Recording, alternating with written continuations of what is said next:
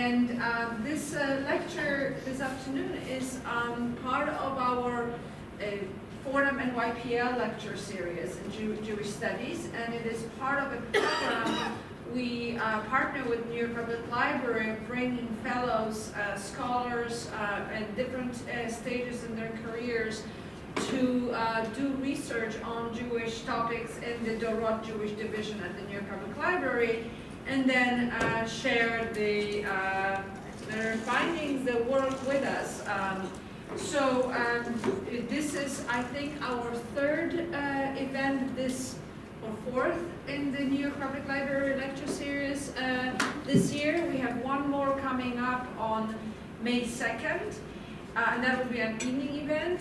But before May 2nd, I just want to let you know about a couple of other upcoming events. One will be an opening of an exhibition that we have in our special collections in the Bronx. Don't get scared, it's not far away.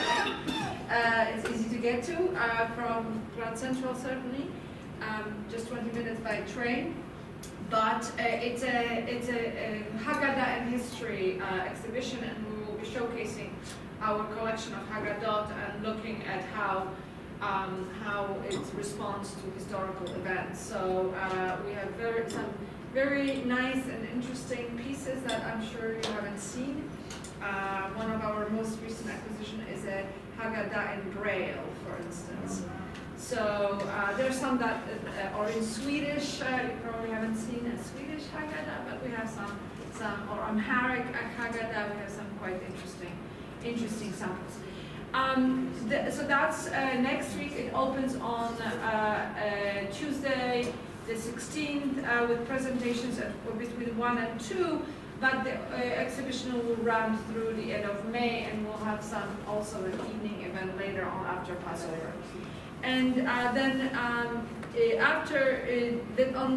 April 29th, we have on this campus an evening event with another fellow. This time we have a joint fellowship with the Center for Jewish History, and that's Yael Levi from France, whose work is on the concept of Judeo-Christian traditions. So he will try to unpack the origins of the idea and what it means and how it's being used. And that's on April 29th. You can see all our events on our website at Fordham.edu/Jewish Studies. So without further ado, let me introduce Yael Levi. As I said, Yael is part of the program. Yes. How do you get to Fordham by train? The Bronx campus. Yeah, exactly. You can get by subway by taking the D train to Fordham Road and then walking down the hill. It's a like 6-block walk. D to Fordham.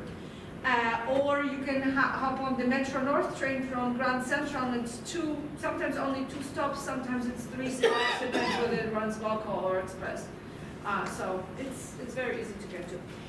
So Yael Levi comes to us from Hebrew University, as you can see, and she is finishing her dissertation, writing her PhD dissertation on early Jewish American entrepreneurs and the emergence of Yiddish and Hebrew press in the United States and between 1870 and 1900.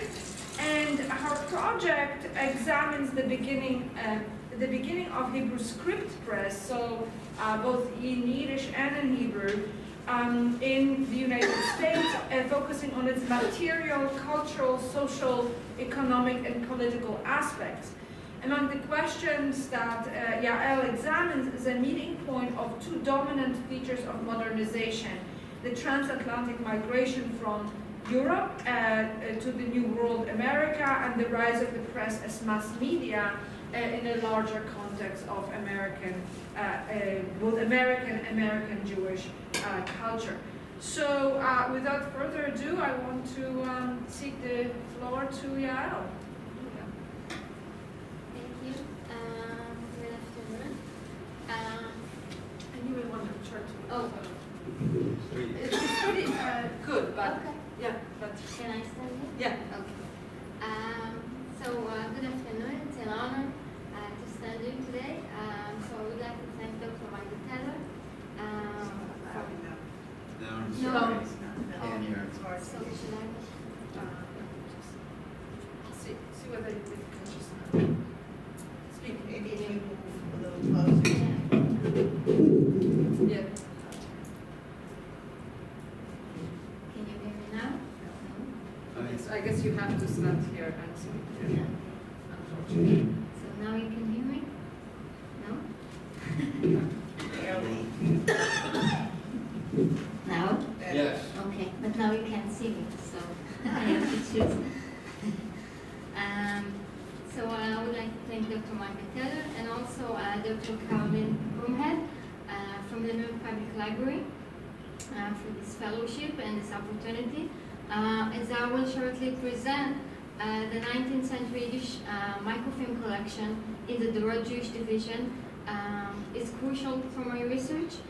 Couldn't have made progress without it. So thank you so much for this unique opportunity. And I will present today a legal case from the late 1890s, Sarazon versus the Working Men Publishing Association. And through this case, I want to explore the connections between American Jewish entrepreneurship and the emergence of the Yiddish press in New York. I will also portray some of the significant trends in the debate between socialists and capitalists among immigrant groups in postbellum urban America. As I argue, highlighting the internal and strategic thinking of the turn of the century Yiddish press entrepreneurship can explain its emergence. It can also shed light on the political settings within the East European Jewish immigrant community of the New York's East Side. And here you can see Kasriel Hirsch-Starazar and the order of arrest. So the trial. On August 22nd, 1898, the Jewish-Russian journalist Philip Krantz, pseudonym of Jacob Bombo, received a subpoena from the Supreme Court of New York City. Krantz and other writers and editor of the Working Men Publishing Association, originally called Arbeiter Zeitung Publishing Association, founded in 1890, learned that the action is brought to recover damages for libel, for willful, reckless, and artificious libel. The plaintiff was Kasriel Hirsch-Sarazon, the most important Yiddish and Hebrew press publisher in New York at the time. Sarazon was represented by his son Abraham, a young and successful lawyer. The cause for Sarazon's complaint was an article from the socialist Yiddish daily Das Abendblatt, literally meaning the evening paper, published in New York since 1894. The journalists of Das Abendblatt, it was argued in the statement of claim, published the articles willfully and maliciously, intending to injure and harm the plaintiff in his fair name and reputation. Sarazon demanded $20,000 for the damages. And the socialist daily Das Abendblatt had been attacking Sarazon for months and months before the article mentioned above, publishing one investigation after another about his misuse of charities, as well as misrepresenting himself as a friend of the workers' class, a supporter of the Zionist cause, a charity organizer, and thus gaining support and good reputation and capital while using them eventually for his own profit. And this issue of capital was very important for the legal case and also for Sarazon, and I will talk about this later.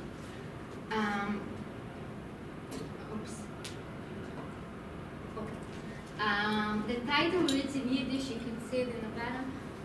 Editor of socialist and radical newspaper and journals in America. You can see Philip Krantz in the second row left, and Benjamin Feigenbaum on the second row, second to the right. Sarazon is not in the picture, of course, because he was neither a socialist nor a radical. The trial revealed some of the most fundamental tensions in the Yiddish press in New York. Orthodox versus secular. Oh.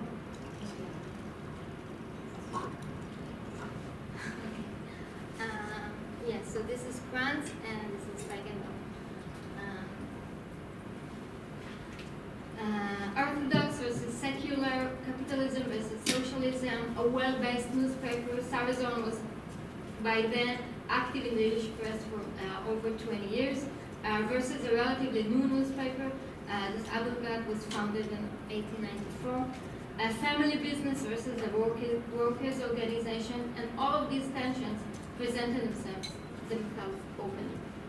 As you can understand from this brief exposition, the strike presents an interesting case study of the ideological and political debates within the East European Jewish society in New York in the 1890s.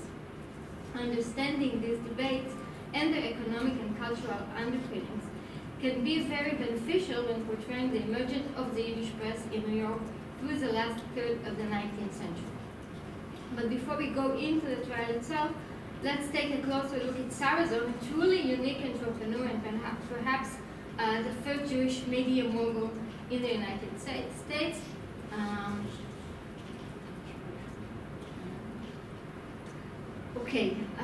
So Kasriel Hirsch Sarazon was born in 1835 in Paizel, Suwałki County in northeastern Poland. Here you can see Suwałki County in the black square.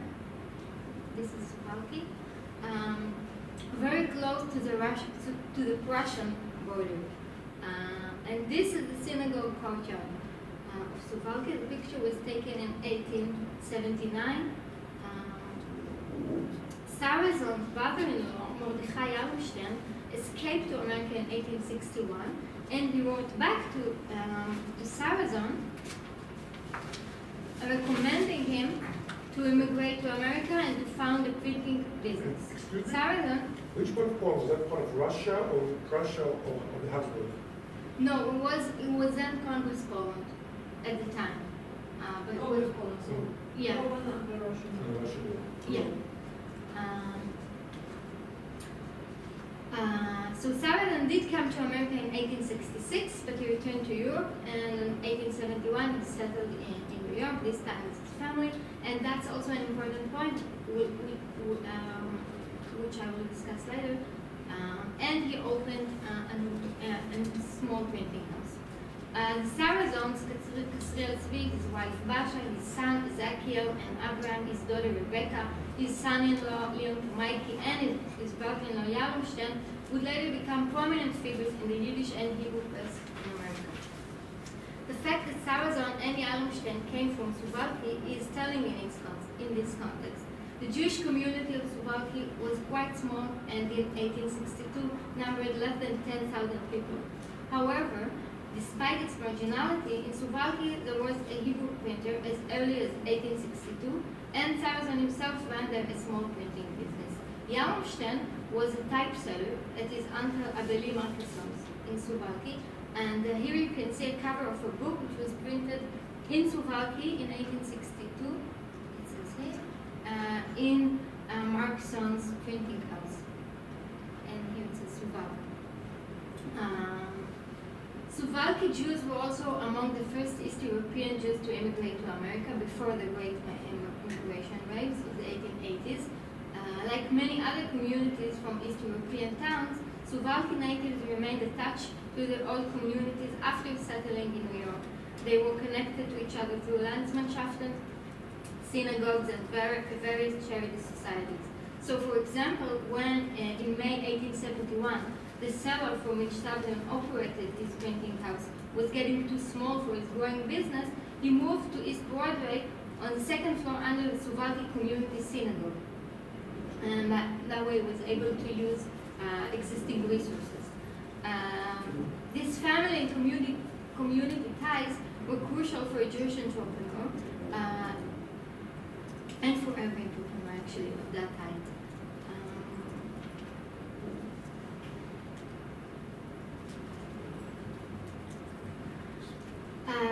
Here you can see cover pages of several of Sarazon newspapers. So this is the Yiddish Gazetten, and then the Yiddish Tageblatt. The Yiddish Gazetten was a weekly, and the Yiddish Tageblatt was a daily. And Haivri, both of them in Yiddish, and Haivri was in Hebrew, and it was a weekly also. Sarazon also owned the Yiddish Courier of Chicago, and several other newspapers he bought. So as early as 1874, Sarazon and Yalomstein founded the Yiddish Gazetten. It wasn't the first Yiddish newspaper in America. The first one was established in 1871. but was one of the important ones. On 1881, Sarazon and Yalomstein published the first daily in America, and the only one in the world was called Tägliche Gazette, Daily Gazette. The newspaper didn't last long, but in 1885, Sarazon established Yiddish Studies, which was published daily until 1928. But let's go back now to the trial. The defendants, Krantz and Feigenbaum, I mentioned before, were also Jews from an East European origin. They came to America in the early 1890s, 2 decades after Sarazon, younger than him and with a solid socialist ideology. Feigenbaum was born in 1860 in Warsaw. He went to yeshiva, but later became a socialist. Krantz was born in 1858 in Rodok, the Ukraine, and developed early ties to revolutionary causes and became a major Yiddish journalist in England during the 1880s. In the early 1890s, both of them immigrated to America, where they were involved in writing and editing the socialist weekly Arbeiter Zeitung, and later the socialist daily Das Abendblatt, both of which funded by the Socialist Labour Party, and this is also important for the trial.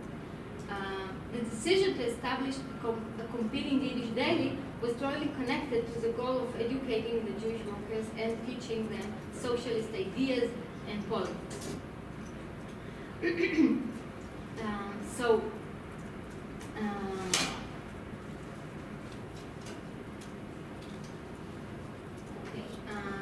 And this is, as you can see, Exhibit A in the trial.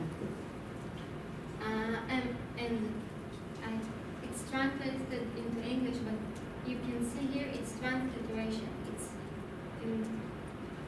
It's actually Yiddish in English letters. And it says, Sarah's hypocritic son, it's a pun referring to his last name, Sarazon, Sarah's son, is an enemy of labor. In order to gain readers among working men, he published in his newspaper, Tageblatt, articles expressing sympathy with the children jackets makers, then on a strike, and at the time he published,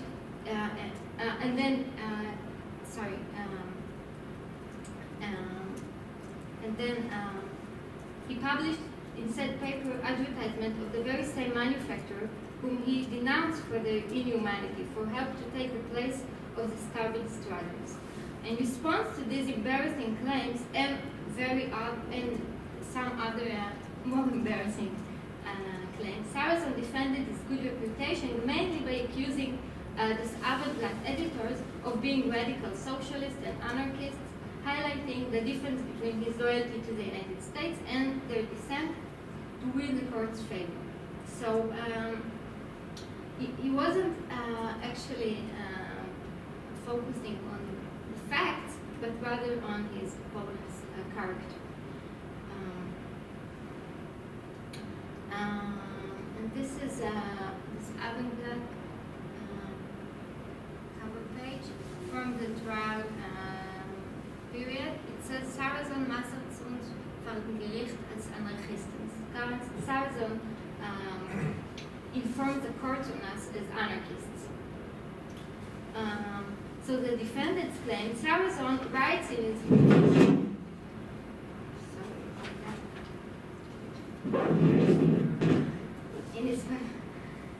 that we are heretic socialists, anarchists, demons, hoping thus to convince the American jury.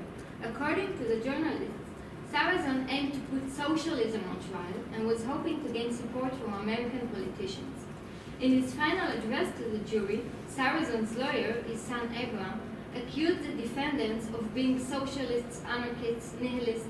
He told the jury that we are coming from a country where every written line must be signed by a policeman. And because of that, when we came to this free land, where there is freedom of the press, we misuse this freedom. The verdict of the trial, given on March 1901, was in favor of Sarazon. The jury accepted his claim and decided that the Working Men Public Association will pay him $3,500 plus trial expenses. The day after the court ruling, one of the other black journalists wrote, "The court ruling is no surprise. The trial was held from its very beginning to its end in the root of the capitalist, the people's friend, quote unquote, against secular people, against socialists, anarchists, nihilists, working men leaders, and law-abiding citizens."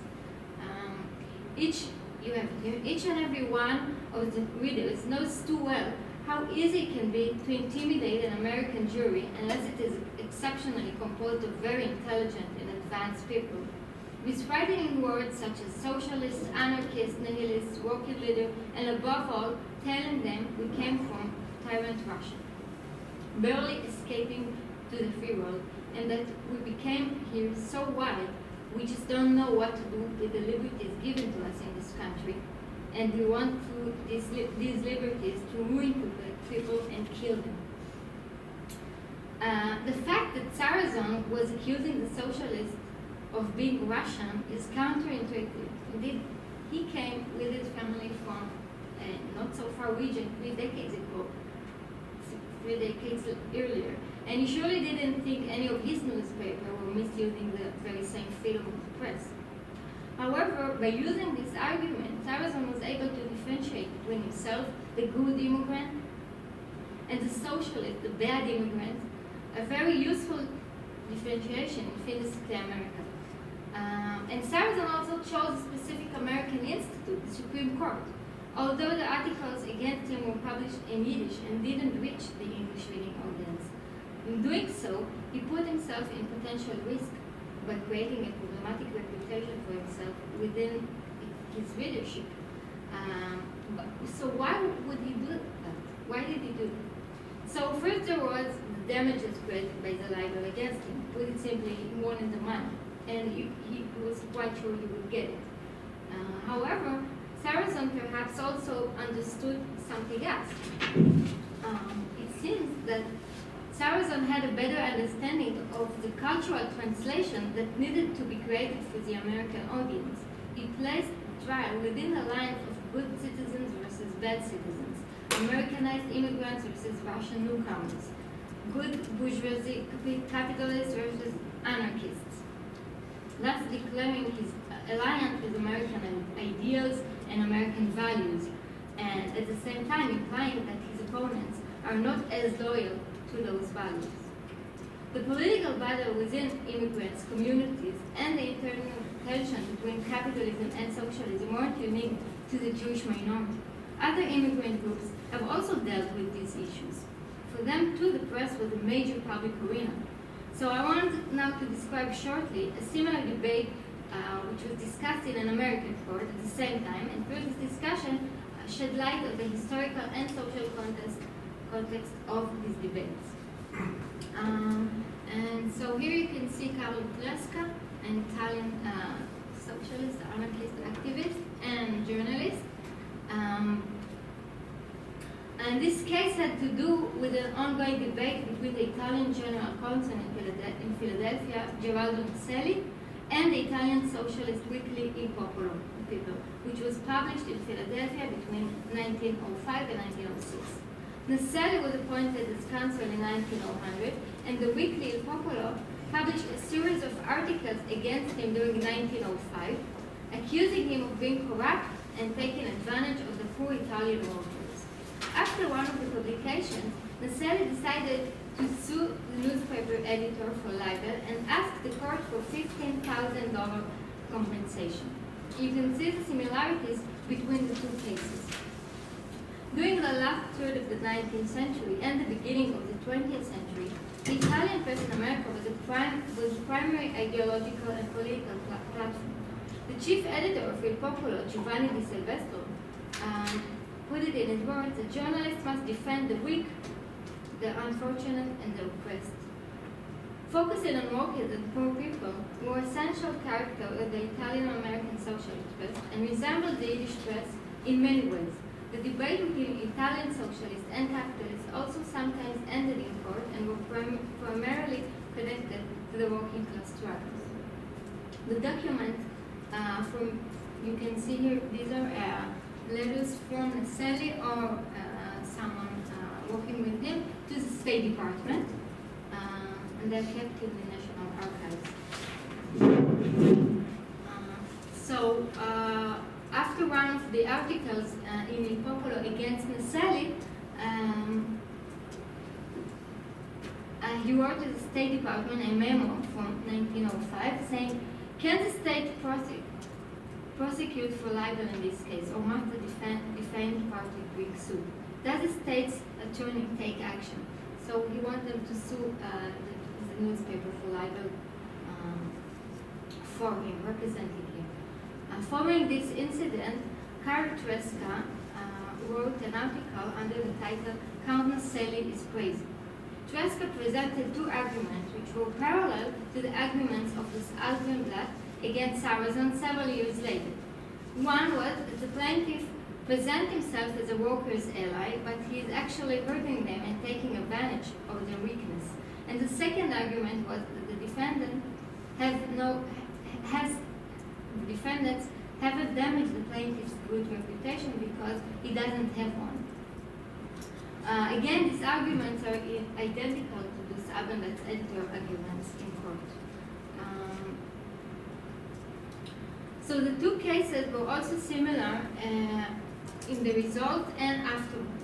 Both of the socialist newspapers were severely affected by the economic expenses of the trial, because both of them lost, and were closed shortly after the trial. The Alpenblatt ceased publication in 1902, and Il Popolo in 1906, and simply couldn't afford to pay the fine and keep publishing the newspaper. However, Sarazon versus the Working Men's Publishing Association is not just the title of the legal case. It can also serve as a key for understanding the ideological and political trends of Jewish immigrants from Eastern Europe in the first 2 decades of mass migration. Maybe more important, it can shed light on two major types of economic immigration and Americanization.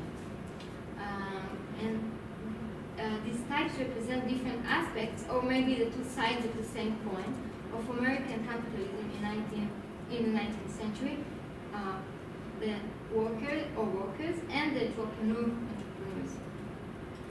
Sarazon was different from his opponents in a very dominant aspect, the type of the project he was trying to establish. This Alpenblatt was published by the Working Men Publishing Association and funded by the SLP. It didn't have to be profitable.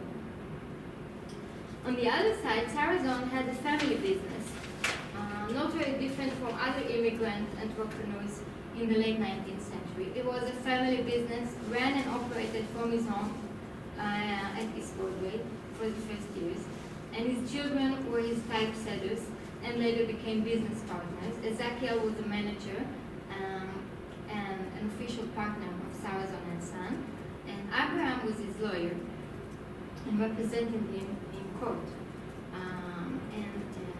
Leon Kamaiki, Rebecca's husband, he was the editor of the title. So the setting was very different to begin with. The connection between immigration and entrepreneurship is not, it has reasons, it has reasonable origins. Entrepreneurship is a way of settling both economically and culturally in a country with a robust capitalist trend. Both migration and entrepreneurship involve dramatic shifts and movements, connecting the dots in a new and original way. And this comparison is expressed in the word of Sarazon himself when describing in Yiddish, in his memoir, the first steps of the Yiddish press in the 1870s. And this is from his memoir. In the picture you can see Canal and Mott Streets around 1870 of the Lower East. The undertaking of a newspaper, wrote Sarazon, can be compared to a ship journey. Upon leaving the port, the captains hope for good weather and sunshine and to get as soon as possible to the destiny port. But not every ship is lucky. Some of them will have to struggle storms and waves. some of them drown in the water, and others reach the destiny port. Newspaper editors are also full of hopes when publishing the first issue, but many of them fail a lot, swim in a storm, and live a cursed life, and only a few live to enjoy the sweet hopes of their fantasy. So, Is that in Lower Manhattan? yeah, Canal Street and Mount Street. So even though he was one of the few successful ones, he doesn't deny the difficulties and the tough journey he had to go through. Sarazon Enterprise, a weekly and later a daily newspaper in Yiddish, was indeed a very unique kind of entrepreneurship. Like other entrepreneurs in New York during the last third of the 19th century, he had to count on family labor, communal support, and home-based production. And you can see these aspects in a short article of the New York Tribune titled "The Only Jewish Daily in the World." I don't think you can see it; it's really small, but it's here. This is from August 1881. The reporter got there by mistake, looking for something else, and only upon leaving understood where he was. A Tribune reporter stumbled into a strange-looking apartment on the second floor of an old home in East Broadway. By the window, the eye first caught sight of a table covered with papers and chairs placed near. Venturing further, encouraged by these signs, a bed and other household belongings were seen.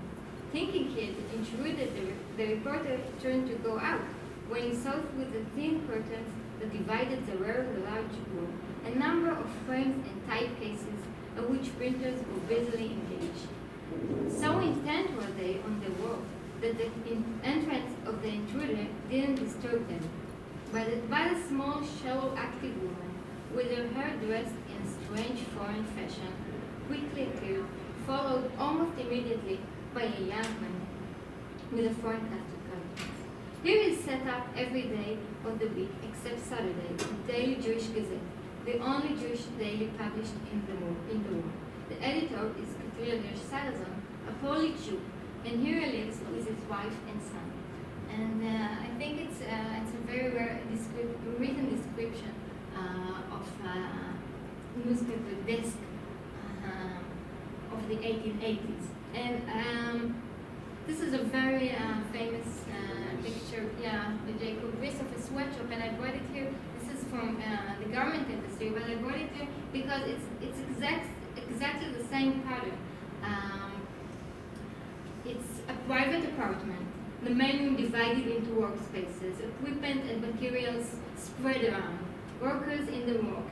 And the article also revealed that, like most of the Jewish entrepreneurs, Sarazon's family network was a vital part of the business environment, and it served many distinct purposes. So again, the woman is there, his son and daughter are there.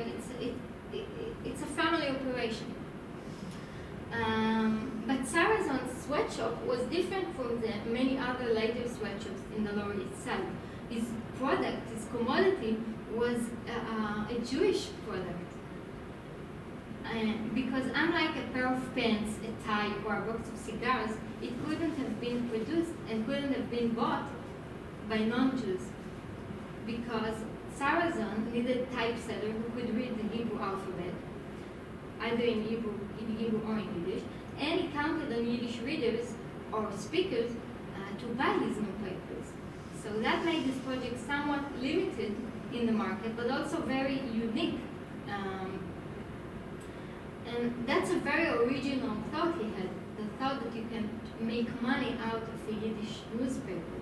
And this original idea was, of course, based on his East European background and his printing shop there, but also, of course, on the American surrounding, New York in the 1880s, 70s, 80s, and 90s, where he could see that a newspaper could be a profitable business. I mean, and also in English, but also in German at that time.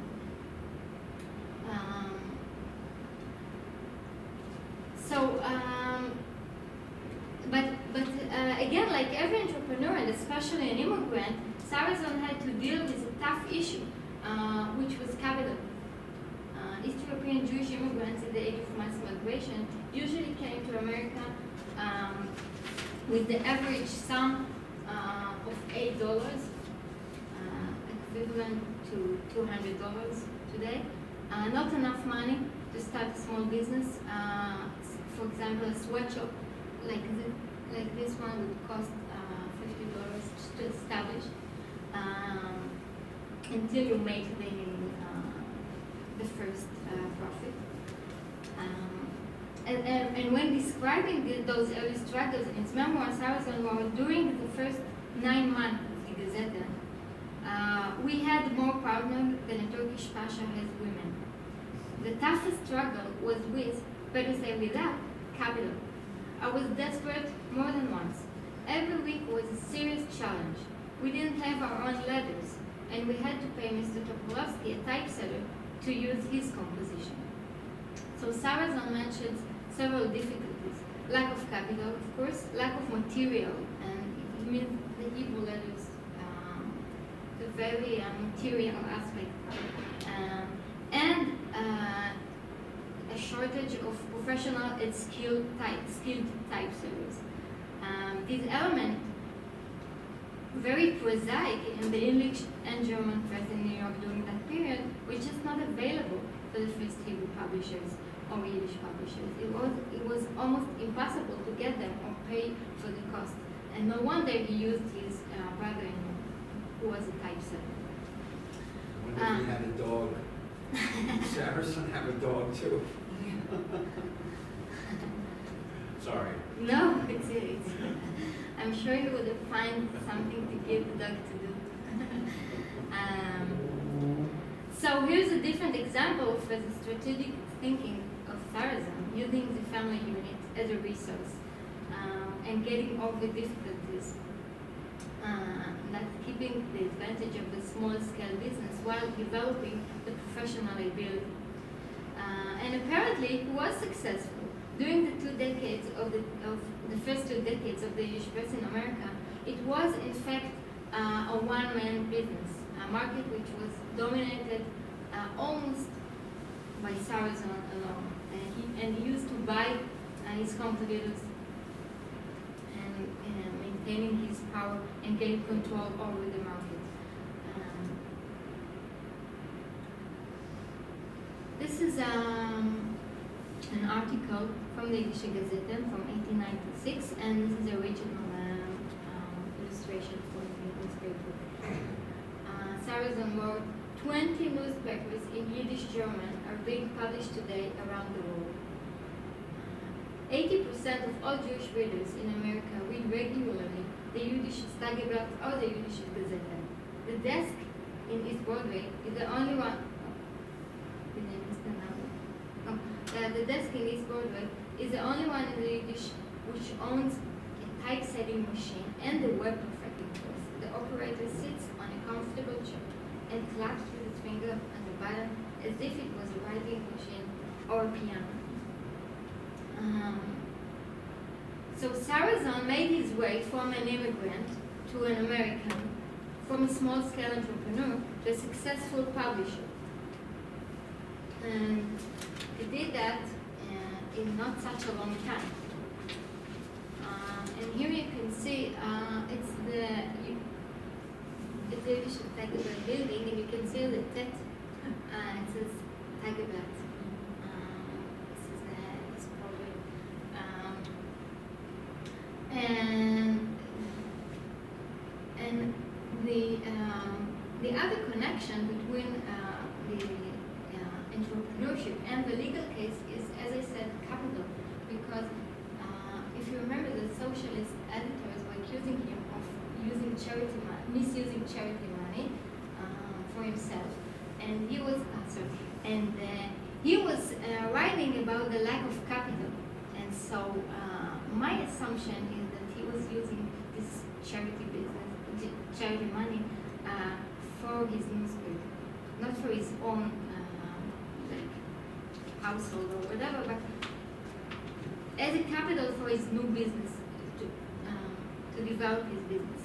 And I don't think they were able to prove it in court. I mean, they weren't able to prove it in court, and it's a tough one. I'm still working on it, but I believe that that's what he did, and this is why it was successful. So the Sarrazin case can help us understand the conditions in which American Jewish capitalism has developed in the last third of the 19th century. The legal aspects and the economic aspects were both part of the overall trends towards Americanization and full acculturation in the capitalist environment of New York. As the Sarrazin case shows us, questioning the fundamental truths of American capitalism proved to be harmful both politically and economically, whereas acknowledging the American way of life and embracing it had immediate profits. From a historical perspective, understanding the Jewish encounter with American capitalism requires paying attention to the cultural context as well as the economic context in which Jews in the age of mass migration operated and lived. And it seems that sailing your Yiddish press ship from Suvat to New York required a handful of courage and an ability to take risks, as well as a fair amount of hope and audacity, and maybe also misusing money. It can also help, but it can also be the essence of both migration and entrepreneurship, using the resources you have in a very original and unexpected way, and becoming your new self in a new place in any way you can. Thank you. We'll take questions. We have a few minutes for questions. Catherine. Thank you for a very interesting and mind-opening talk. My question would be, if it's possible that in his mind, the charity work was for the Jewish community, so if he's using that money for the paper, he's actually using the money for a good purpose rather than taking it for his own benefits. I do think that was he was thinking. I also think he was thinking of giving back, giving the money back, not just the cultural contribution. I think, yes, I certainly think that this was on his mind, and he saw himself as it was a major part of the Jewish community, and he established the Achnasat Orchim organization. He wasn't just a Schwindler, they call him. Swindler. So yes, absolutely, yes.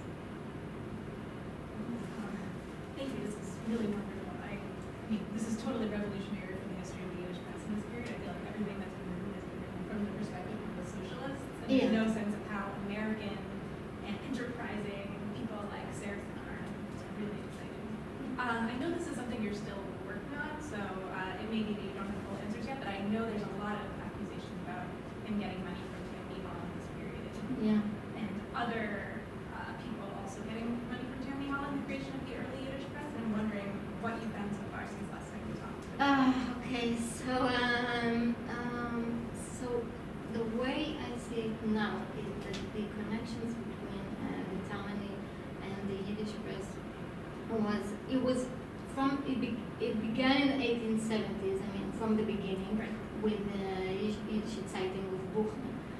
But it wasn't established until very later in the 1880s and 90s. That's what I found so far. And Sarrazin was appointed justice through Tammany Hall deal. But it was only in the beginning of the 20th century, and I think he had to be more powerful for him to exchange with the Tammany Hall, for him to have something to offer them. So I think he was trying earlier, but he wasn't successful. That's my assumption now. Because it keeps coming up in the rhetoric, and I can't tell how much is based on facts. Yeah, That makes a lot of sense. I'm still working on it. Yeah. This is like my current Yeah. thinking about it.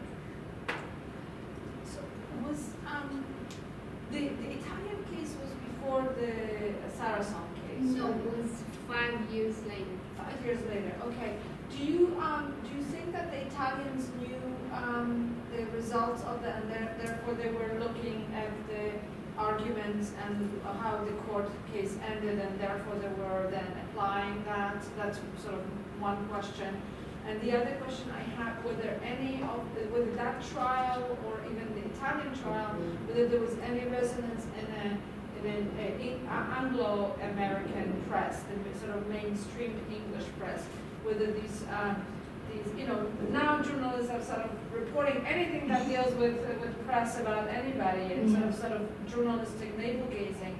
But I wonder whether they were aware of these court cases related to newspapers and competition and those things, and therefore maybe also reported it in the American English language press. Yeah, so regarding the first question, I don't think they knew the case because it wouldn't make sense to use these arguments after losing the case. I mean, socialists lost. Okay. So why would they use, so I don't think they know. But maybe the other side knew it. Necessarily. Right, that is, and they knew that it worked for Saracens, and therefore they would have used it against the other. It could be, generally speaking, newspapers were on the bad side of libel suit in this period. I mean, the freedom of press wasn't represented in court until the 1960s. So even, I don't know if you knew the case, but even without knowing the case, he was on the safe side from his perspective. And also he had the State Department backing him. So, yeah, and regarding the second question, I didn't find any English American articles about the Saracen case. So maybe there are, and I didn't find it.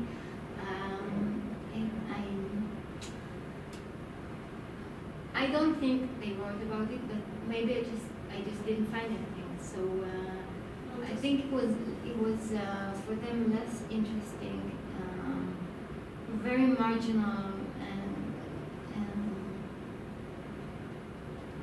I didn't find anything so far.